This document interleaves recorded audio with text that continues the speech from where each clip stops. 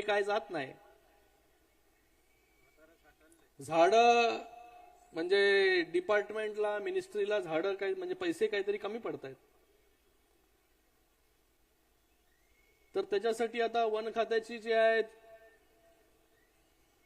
सागाची झाडं त्याला तोडायचं म्हणतात आणि त्याच्यातून पैसे घ्यायचे. त्याचबरोबर अजून काहीतरी नवीन ऐकलं मी, ते बिबटे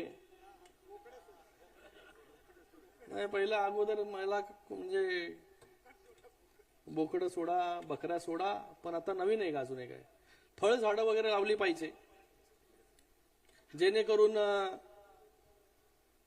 जंगलातून जे आहे हे प्राणी आता बोकडं खाणार का फळं खाणार, व्हेजिटेरियन नॉन व्हेजिटेरियन हे पहिलं ठरवलं पाहिजे.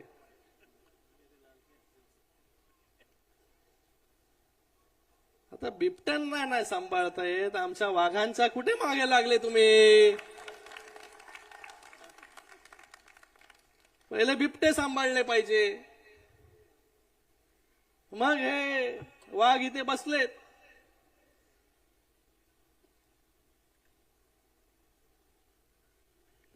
कुठले कुठले डायलॉग्स नको, उगाचच माझा काय घेणं ना देणं नाही, उगाच मला मध्येच खेचतात. मी आपला बरा आहे तिथे कल्याण डोंबिवली उल्हासनगर अंबरनाथ त्या ठिकाणी, मला उगाच जे आहे या ठिकाणी काय काय माझी करून टाकणार. हा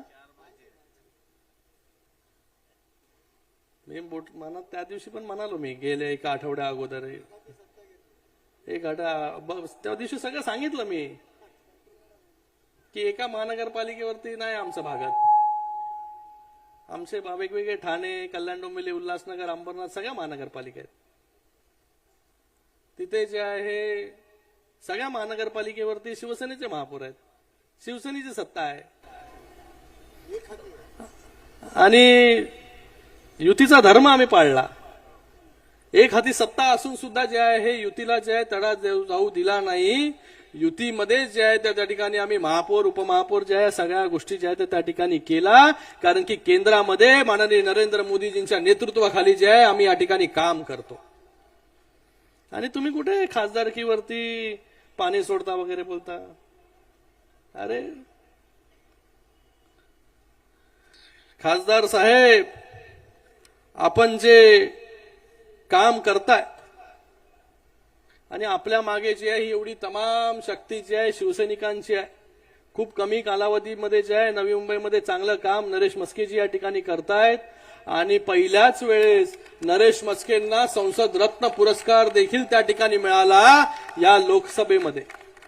आणि त्यांचा परफॉर्मन्स जे आहे हे कोणालाही फर्स्ट टायमरला लाजवेल इतकं चांगलं परफॉर्मन्स जे आहे हे नरेशजी म्हस्के यांचं त्या सभागृहामध्ये आहे. तर आपल्याला हे सगळ्या गोष्टी काय बोलायची गरज नाही. हमको मिठा सके जमाने में दम नहीं, हमको मिटा सके जमाने में दम नहीं, हमसे जमाना खुद है हम जमाने से नहीं. कोण कुठे आता 2029 ला कळेल, एकतर तुमच्याकडे ना तर माझ्याकडे, नाहीतर इकडेच. बघा मला वाटतं जेवढं झेपतं तेवढं बोललं पाहिजे. शिंदे साहेब कधी कोणावरती टीका करत नाही, कधी कोणाला उलट बोलत नाही. ज्या काही गोष्टी आपण या ठिकाणी करतोय मला वाटतं एकदम कोत्या मनस्थितीमध्ये जे आहे, जसं कोतं मन असतं की कोणालाच काही मिळालं नाही पाहिजे, आम्हाला सगळं मिळालं पाहिजे, या सगळ्या गोष्टीतून बाहेर आलं पाहिजे. युतीचं वातावरण चांगलं आहे. माननीय मुख्यमंत्री देवेंद्र फडणवीस साहेब, माननीय उपमुख्यमंत्री एकनाथजी शिंदे साहेब एकत्र मिळून काम करतायत. चांगलं काम या महाराष्ट्रामध्ये सुरू आहे, चांगलं काम लोकांपर्यंत पोहोचतंय, सरकारबद्दल चांगली भावना जी आहे लोकांमध्ये आहे.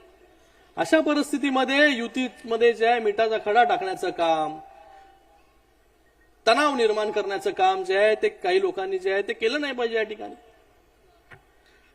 इथेच परिवहनचा विषय काढला तुम्ही, या सगळ्या गोष्टीवरती जे आहे माननीय उपमुख्यमंत्री एकनाथजी शिंदे साहेबांचं बारीक लक्ष आहे. आपण कोणीही जे आहे ते काळजी करायची गरज नाही. या नवी मुंबईमध्ये जे आहे कुठलाही अनुचित प्रकार जो आहे तो या ठिकाणी खपवून घेतला जाणार नाही. इथे लोकशाही आहे. लोकशाही, हुकुमशाहीला जो आहे ते या ठिकाणी स्थान नाही. तर आपण सगळ्यांनी जे आहे ते आपलं काम चांगल्या प्रकारे करा. लोकांपर्यंत जा. लोकांनी विश्वास दाखवलेला आहे आपल्यावरती. आपल्याला निधीचा विषय असेल, नगर विकास खातं शिंदे साहेबांकडे स्वतः उपमुख्यमंत्री महोदय आहेत. आपल्याला सगळ्यांना माहिती आहे की कशा प्रकारे शिंदे साहेब जे आहे निधीचा वाटप जो आहे लोकांना, नगरसेवक असतील, आमदार असतील, खासदार असतील, कुठल्या पक्षाचा आहे या सगळ्या गोष्टीचा विचार करत नाही.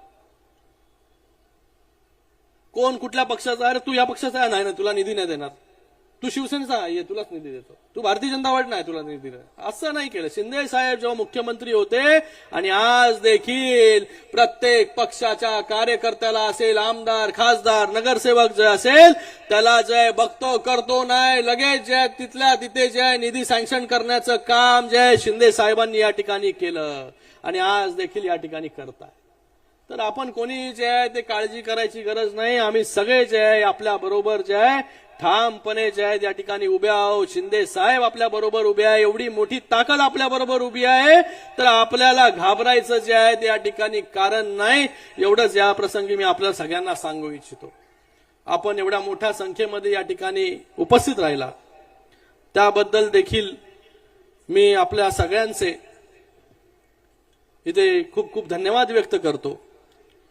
ऐरोली सेक्टर 10 मध्ये शिवाजी महाराजांचा स्मारक जे आहे, भव्य दिव्य स्मारक, हे देखील लवकरच मला वाटतं जागा वगैरे जे आहे सिडको मधून दिलेली आहे आणि लवकरात लवकर त्याचं लोकार्पण देखील या ठिकाणी होईल अशी अपेक्षा देखील या ठिकाणी मी करतो. मी खरंच इथे काही टीका वगैरे कोणावरती करायला आलो नव्हतो, पण ज्या परिस्थितीमध्ये आपण जातोय बघा, किती जरी आपल्याकडे किती सत्ता येते सत्ता जाते, सत्ता येते सत्ता जाते, पण सत्तेत राहून सत्ता आल्यानंतर जे आहे लोकांची कामं जी आहे केली पाहिजे. सत्तेची हवा जी आहे ती डोक्यामध्ये गेली नाही पाहिजे. शिंदे साहेब जेव्हा मुख्यमंत्री झाले तेव्हा ग्राउंडवरती राहून जे आहे एक कार्यकर्ता म्हणून, मुख्यमंत्री नाही एक कॉमन मॅन म्हणून त्यांनी काम केलं आणि आज देखील डीसीएम झाल्यानंतर डेडिकेटेड टू कॉमन मॅन म्हणून जे काम करतायत, एक कार्यकर्ता म्हणून. शिंदे साहेबांचा प्रवास कुठून सुरू झाला? रिक्षा चालक. कुठून? एक रिक्षा चालक, एक शेतकऱ्याच्या पोटी जन्म घेतलेला एक मुलगा जो आहे आज संघर्ष करून आज बाळासाहेबांच्या आशीर्वादाने आणि त्याचबरोबर धर्मवीर आनंद दिघे साहेबांच्या नेतृत्वाखाली आणि तालमीमध्ये तयार झालेला एक कार्यकर्ता या महाराष्ट्र राज्याचा मुख्यमंत्री होतो. ही सोपी गोष्ट नाही. मला वाटतं यासाठीच शिंदे साहेब ज्यांनी पाहिलं शिंदे साहेबांना की आपल्या समोर तर हे शाखा प्रमुख होता, शाखा प्रमुख होता, तर शाखा प्रमुखाचा मंत्री झाला, विरोधी पक्ष नेता झाला, मुख्यमंत्री झाला आणि आज उपमुख्यमंत्री. पण आज आम्ही तिथल्या तिथेच,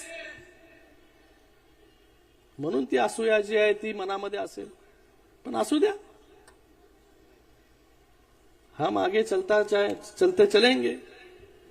काम आपण आपलं काम करत राहायचं. जास्त लक्ष जे आहे ते इथे तिकडे आजूबाजूला द्यायचं नाही. शिंदे साहेब नेहमी बोलतात टीकेला जे आहे ते मी कामातून उत्तर देतो. म्हणूनच आज एवढ्या महाराष्ट्रातील जनतेचा विश्वास जो आहे शिंदे साहेबांवरती आहे. आज देखील प्रत्येकाच्या मनामध्ये देखील शिंदे साहेब जे आहेत त्या ठिकाणी आहेत.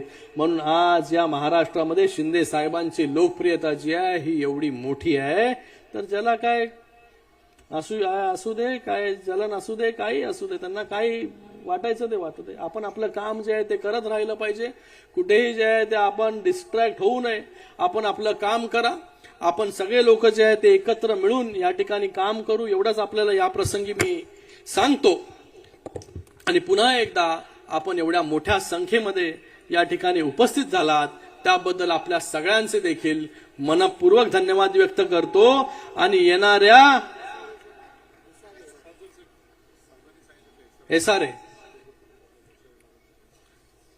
या नवी मुंबईमध्ये देखील